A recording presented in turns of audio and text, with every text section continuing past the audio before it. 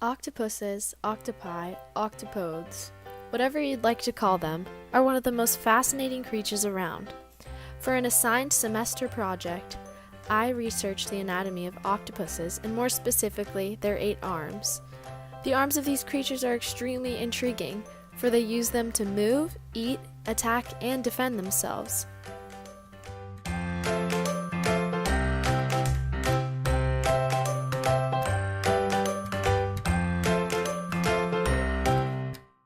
The first part of my hands-on experience included visiting the Aquarium of the Bay in San Francisco.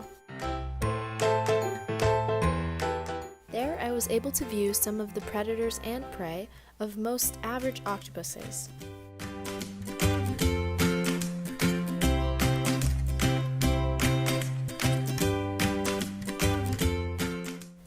Predators being otters, seals, sea lions, eels, sharks, and seabirds.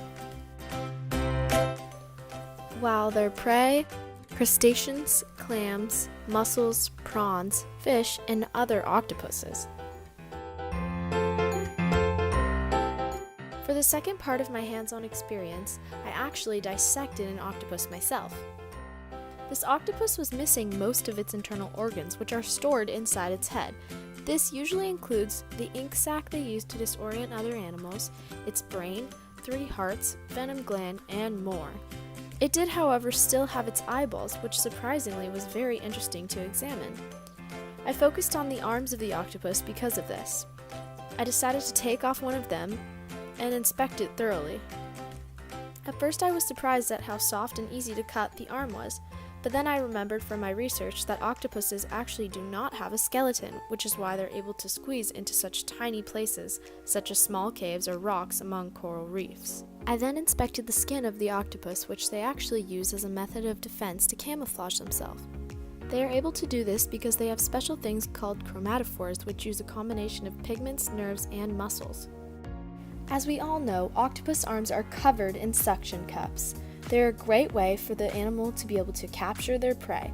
There's a sticky type of residue among the webbing that makes it virtually impossible for their prey to get away.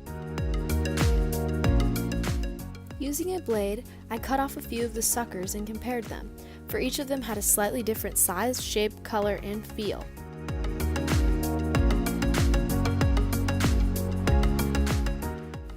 Some of them were so small you could barely even see them.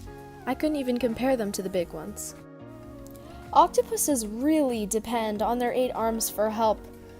If your hands could smell, you would be an octopus. The hundreds of powerful suckers on their arms do so much more than just stick. They actually smell and taste.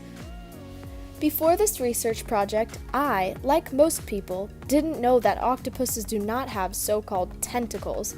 Instead, they are referred to as arms. Octopuses are creatures that have arms with suckers that reach from nearly end to end of each limb, whereas squids and cuttlefishes are the ones that have tentacles, with suckers only on the end.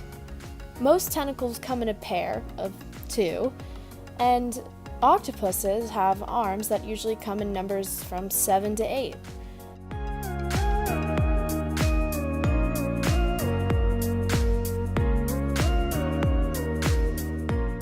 In fact, 6 of the octopus's arms function as actual arms.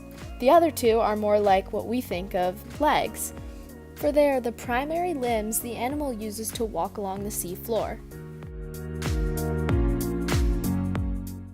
I had an amazing time on my trip to the Aquarium of the Bay, and I found it fascinating and enjoyable to dissect, examine, and study the incredible things that we call arms upon an octopus.